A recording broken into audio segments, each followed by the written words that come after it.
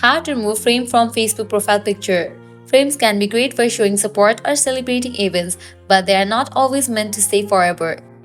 In this guide, I'll show you how to easily remove a frame from Facebook profile picture. Let's dive in. Launch a Facebook app. Make sure you have already logged into your account. You'll land to the home page.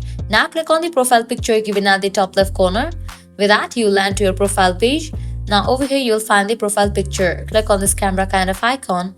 Different options will appear such as see profile picture, select profile picture and add frame. Click on the option of add frame. With that, you're gonna get different frame option, popular, Facebook, flags, and climate.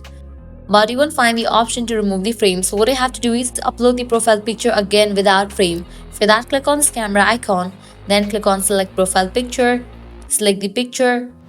Now select the picture without frame and then add a caption, customize other settings and save it.